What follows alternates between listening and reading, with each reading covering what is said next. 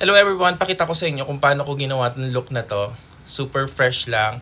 At saka kung ano lang yung available na gamit na meron ako or makeup na meron ako. At least guys, huwag nyo kong i-bash kasi ito lang talaga yung gamit na meron ako at ito lang yung ginagamit ko talaga everyday.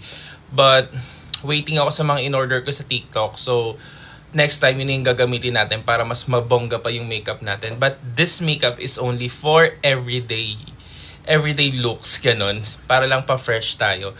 So since na nagtitinda na ako, so syempre dapat medyo presentable tayo. So ito yung look ko pag nagtitinda.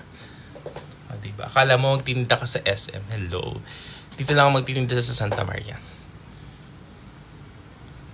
For today's video, gusto ko lang i-share sa inyo kung paano ako mag-makeup or mag-daily route. Yung ano lang, fresh look lang ba everyday. So gusto ko lang i-share sa inyo yung mga ginagamit ko. Napaka-simple lang, konting products lang din yung ginagamit ko. Pero as of now, kung makikita nyo sa face ko, walang nakalagay na kahit ano dyan. Walang sunscreen, walang powder. So talagang bare face lang siya. O, buti na lang makinis-kinis ba tayo. Good lightnings lang. So let's try na gamitin yung mga available na products na meron ako. Let's see kung maganda yung kakalabasan. So let's go. First, mag-toner muna tayo. So since walang nakalagay sa face natin at nag-facial wash naman tayo kanina, pero just to make sure na maganda yung kakalabasan, so para talagang malinis, so mag-toner muna tayo. Linisin muna natin siya ng very light. Okay? So ditis lang. So laging pataas ang ampo. So after natin siyang malinis ng toner, maglalagay tayo ng moisturizer after. So yan. Linis-linis lang.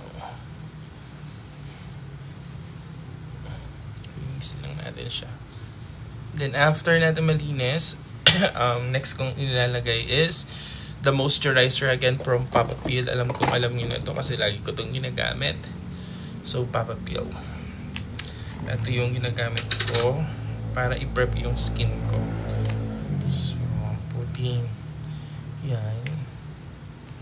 Yan. Yan. Lagay lang tayo.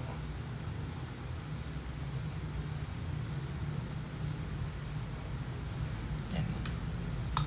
Then, blend lang natin ang ayos.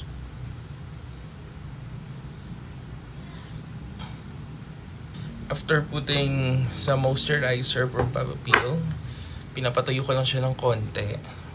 After putting the Papa Peel moisturizer, papatuyuin lang natin siya ng konti, then after nyan, sunscreen.